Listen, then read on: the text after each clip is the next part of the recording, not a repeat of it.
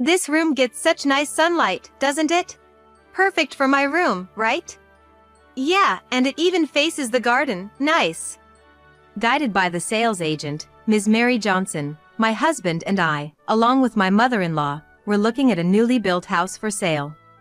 It's been 2 years since we got married. We decided to check out several houses for sale near the station, having saved up to buy a home. My husband and mother-in-law seemed to really like this new property with its many rooms. Please feel free to check out the second floor too. As the three of us started heading towards the stairs, Ms. Johnson grabbed my arm. She then said, "Can I have a word with you?" and took me outside. After a deep breath, she spoke earnestly. "I'll get straight to the point.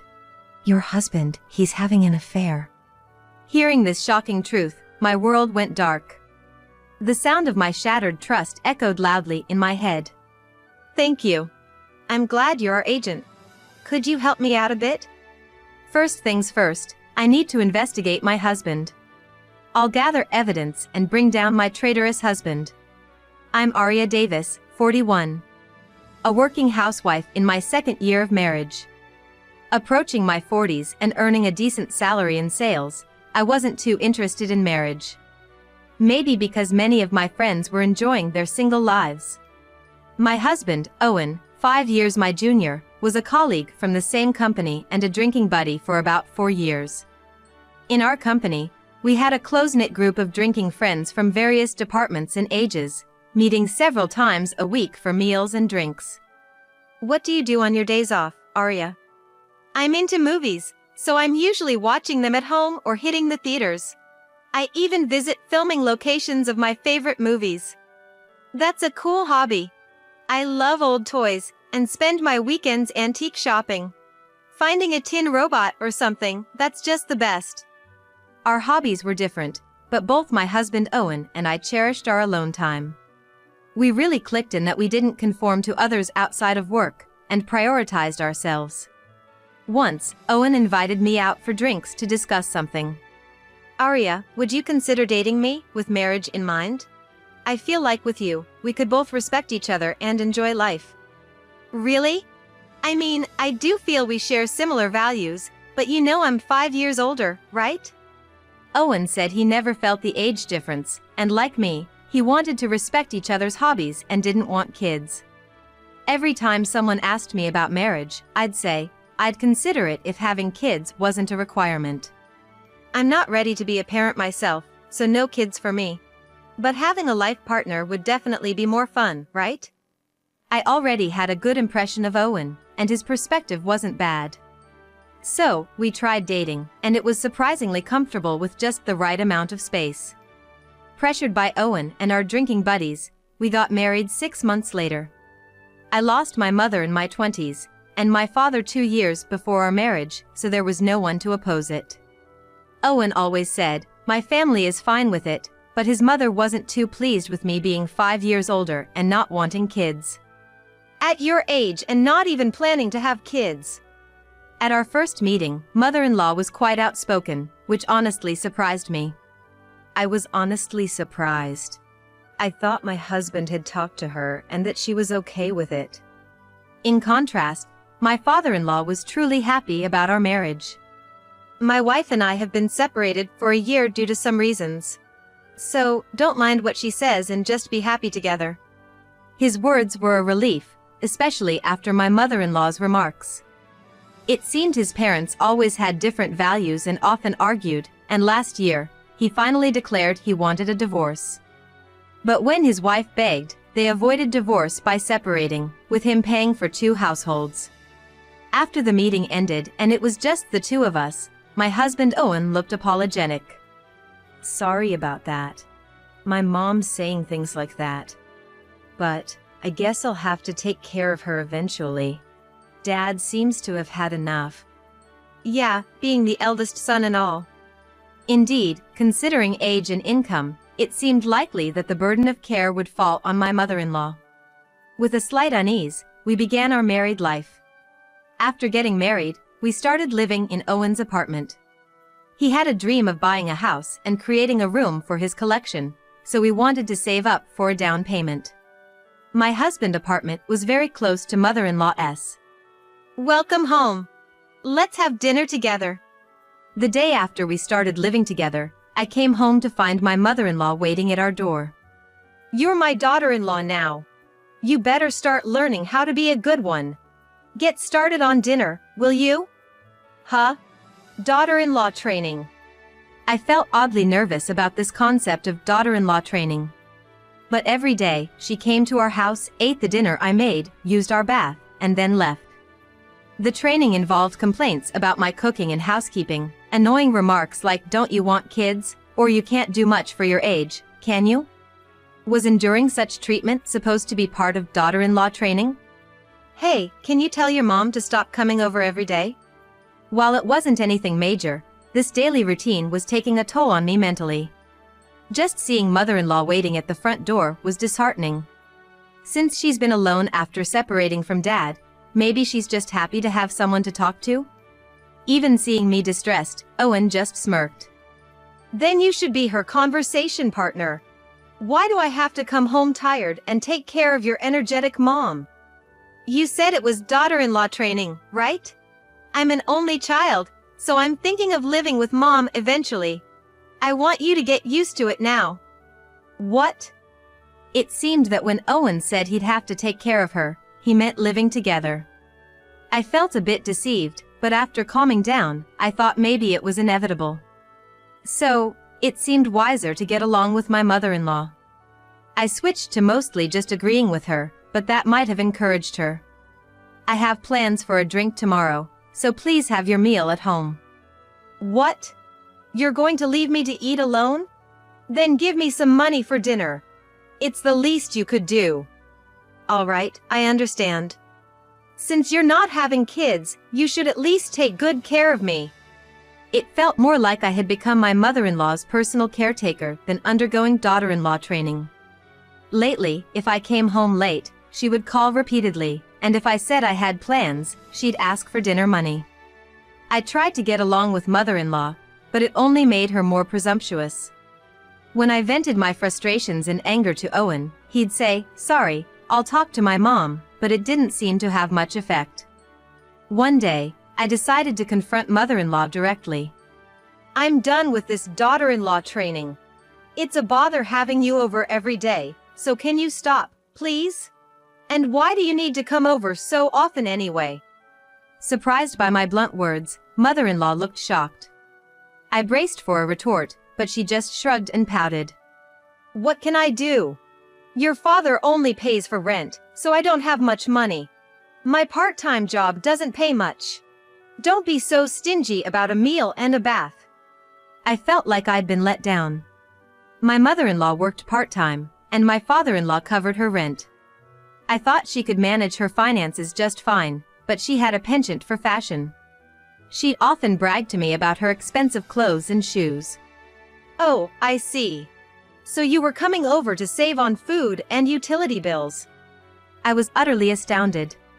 She had been simply using our place for her convenience. It would have been better if she had been upfront from the start, but even then, it was a nuisance. Please stop this. If you continue being selfish, I'll talk to my husband about moving far away. Heh, you sure know how to talk for a 40-year-old. How about we make a deal? In exchange for not coming over, you secretly give me some money without telling Owen. My mother-in-law's request was $1,000 a month. It seemed a small price to pay for peace. I thought of it as just starting to help out earlier than expected.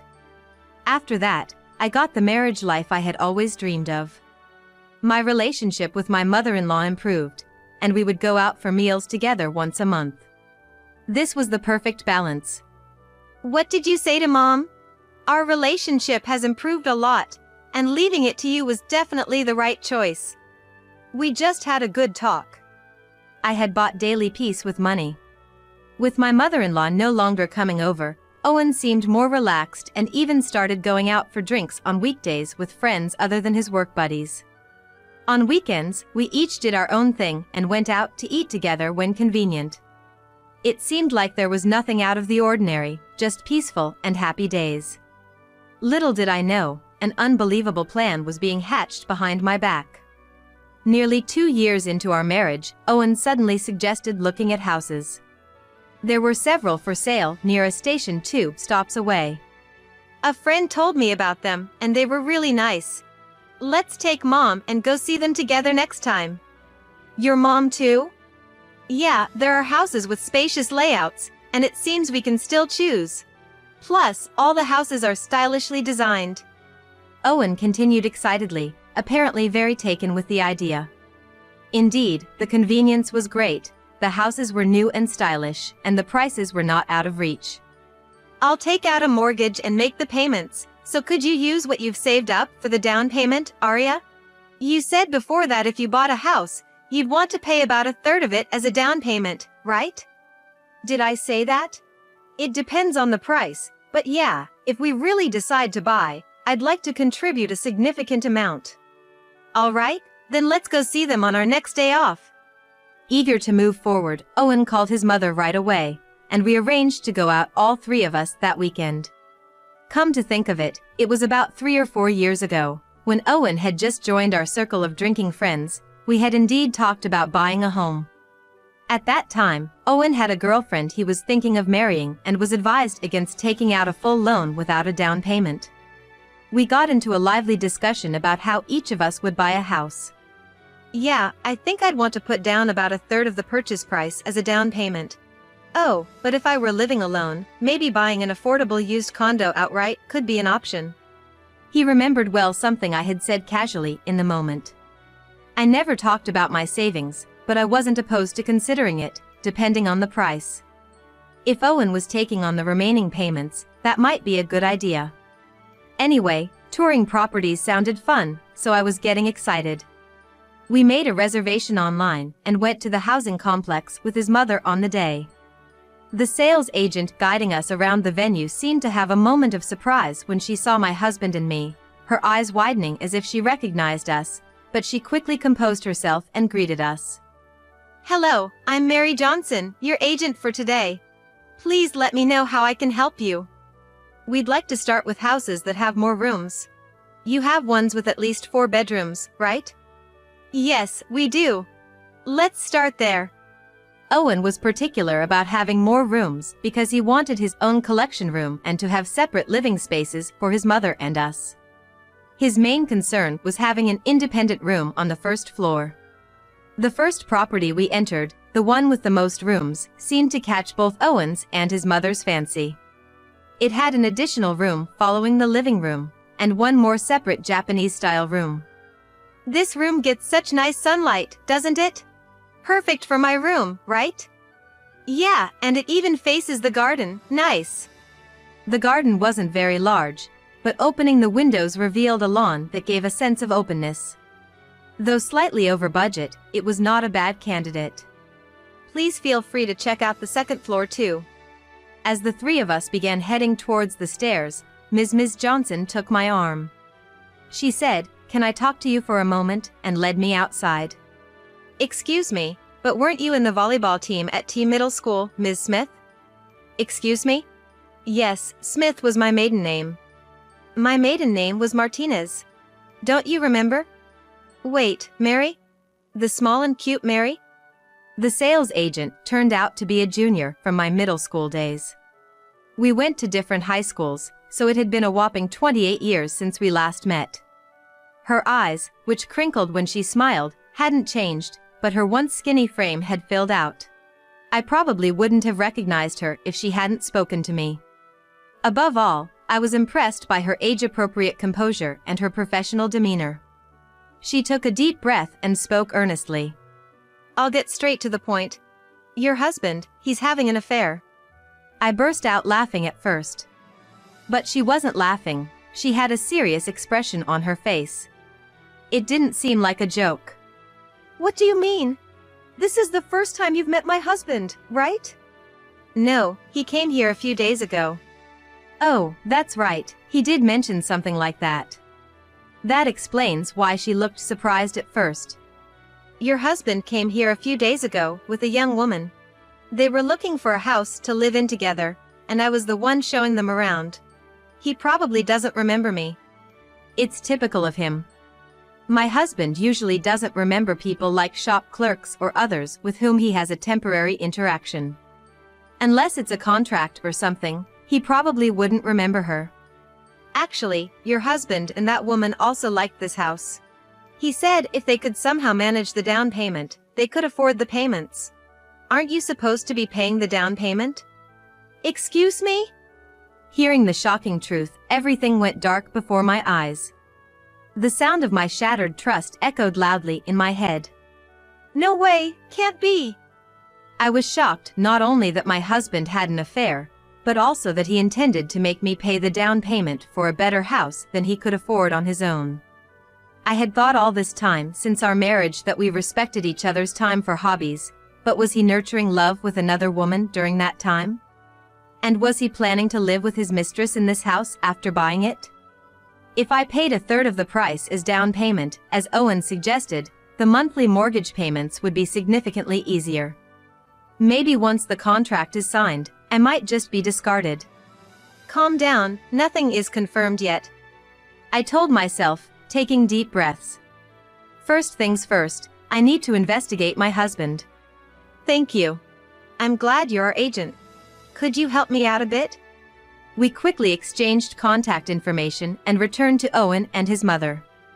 We continued to tour other properties, but I remember nothing. My mind was in turmoil, not knowing whether to trust my husband or if I was being betrayed.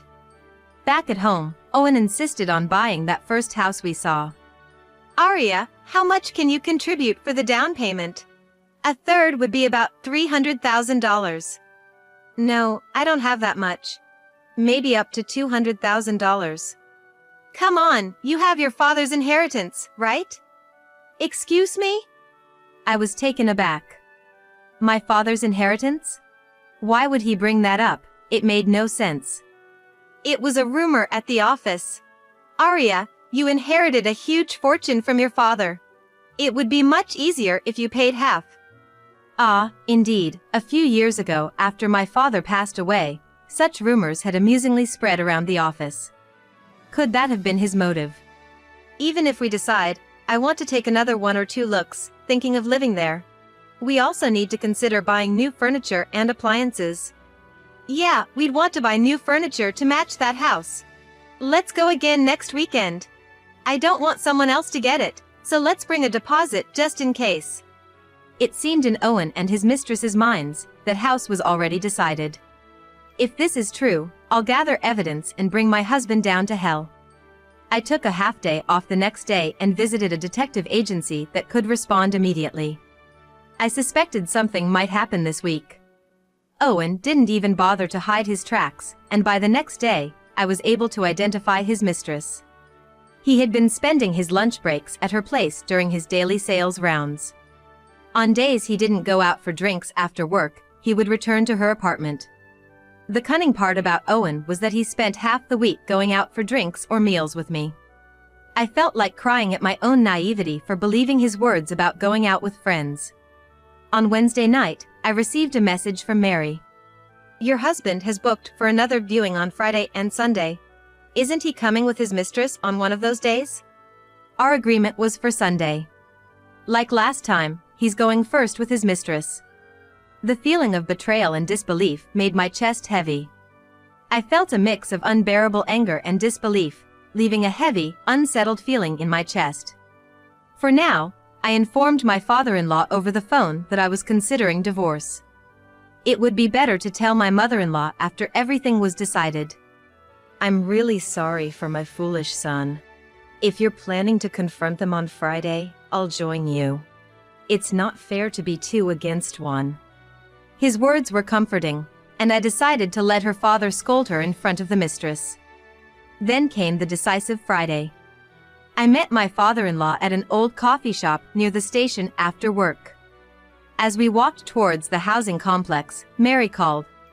He's arrived, but your mother-in-law is with them. My mother-in-law too? Yes, she was introduced as the lady's sister just now. I was speechless. What does this mean? Why are the 3 of them together? How long had my mother-in-law known about Owen's affair? My mind was swirling with questions. My father-in-law was next to me, holding his head in his hands. I was really glad he came with me today. We quickened our pace towards the property, exchanging glances. Quietly opening the door, my father-in-law and I searched for them. We heard their cheerful voices coming from the living room. Someday, we'll spend time here with our grandchildren. I'm looking forward to it. Those words hit me like a punch. Was the real reason Owen wanted a house with more rooms to ensure a space for children? I gathered myself and entered the living room. Though I had braced myself, seeing Owen with another woman was still a shock. Owen, what is this? Who is this woman? I couldn't hide my anger as I glared at him. Before Owen could respond, my father-in-law's angry shout filled the room. Owen! Abigail! What are you two planning? Who is this woman? Speak up! Owen jumped in surprise, uttering a yelp when he saw me and my father-in-law. My mother-in-law trembled, then collapsed to the floor, looking up at us. You! And Arya, why are you here? Owen must not have expected his affair to be discovered. Nor could he have imagined being confronted with both his mother-in-law and mistress present. Sorry, ma'am, I told your husband that you were here with your family. His sister, right? Mary's superb acting impressed me even in such a situation. Owen and his mother-in-law just hung their heads, saying nothing. You were planning to make me pay for this house's down payment and then discard me, weren't you? To get the house in your name and pay off the rest of the mortgage. That woman there, she's Eleanor, the one you were previously thinking of marrying, right? How do you know all this? I hired a detective agency. They recorded your unbelievable conversation with her. We should have had this conversation at home. I played the recording from a family restaurant conversation for everyone. It contained Owen's despicable words, "Sorry for making you wait 2 years. Once she pays the down payment, I'll tell her I want kids and get a divorce.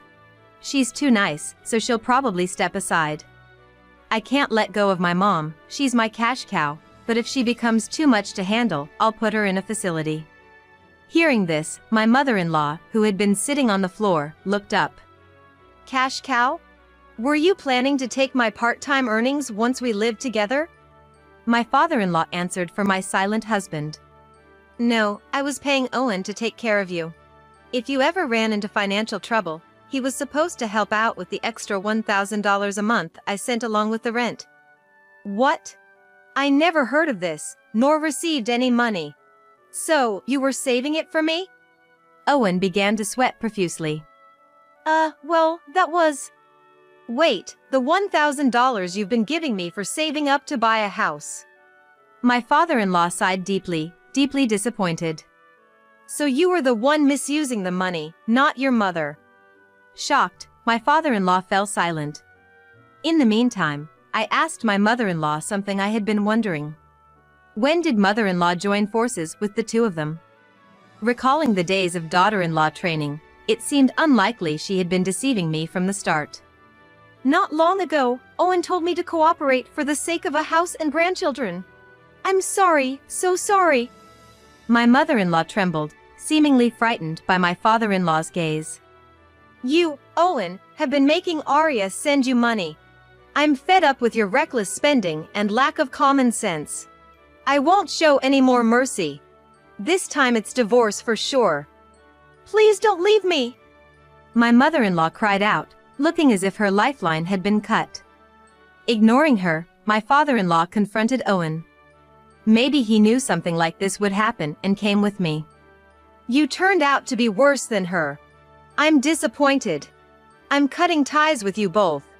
I want nothing more to do with you. His angry voice echoed through the new house. I almost felt sorry that our negative energy might linger in this house. No, Dad, it's a misunderstanding. Owen tried to make excuses, but I was reaching my limit. Grateful to Mary for tactfully leaving the room, I knew I had to end this debacle quickly. Enough. When did you start planning all this? I have plenty of evidence of your affair, so don't think you can escape. I confronted Owen. Then Eleanor, his mistress, who had been watching us with annoyance, smirked and spoke up. Just tell her. We've been using you for our happy marriage. You're single and rich, right? Since Owen gave you such a nice dream, just pay the down payment, will you? So, my marriage to you was part of your plan? Did you really think Owen would seriously fall for an old woman who can't even have kids? Poor you. My fists clenched. I couldn't forgive Eleanor, who was smirking as if she was watching from a higher ground. I couldn't stand being ridiculed by such a woman. You talk about me as if I'm a loser, but are you okay? I'll be claiming alimony from you too. What? I can't pay. Well then, maybe your future husband Owen can. Eleanor looked at Owen in surprise. I took the opportunity to address Owen. Owen, I'm divorcing you.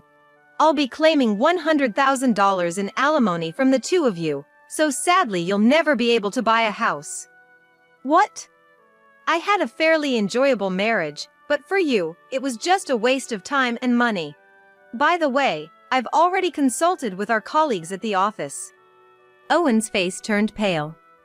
He probably thought I would quit my job after the divorce. Wait. We had a good 2 years, right? Please, no alimony. Owen desperately begged, kneeling down. Your collection at home might fetch some money. My husband's expression suddenly turned startled, and he began to apologize. Please, not that, forgive me. No matter what Owen did or said, I felt nothing. Eleanor, now on the losing end, pouted. So, I had to say a word or two to Eleanor as well. You too, Eleanor. It's sad you waited 2 years only to end up paying alimony. Maybe you'll be happy with penniless Owen. If you can. What? What are you going to do? Eleanor's face turned red as she lunged at Owen. As the two of them started their lovers' quarrel, I had one last thing to say to my mother-in-law. Speaking slowly and loudly as if to a child. You'll hear from my lawyer about what happens next. Also, the money you've been sending to your mother ends now. From next month, Owen will have to support you. My father-in-law and I left the arguing trio behind and walked out with a sense of relief. Needless to say, we headed straight to a pub near the station and raised a toast to celebrate. Afterwards, I got the lawyers to claim alimony from Owen and Eleanor, and surprisingly, the divorce was settled smoothly. Owen apologized multiple times, but I couldn't forgive him. The affair, naturally, became a topic at the office, and Owen, feeling uncomfortable, quit his job. I thought Owen and Eleanor would finally get married, but their relationship ended anticlimactically. Eleanor probably didn't want to wait another 2 years. It turned out Eleanor was already seeing someone else.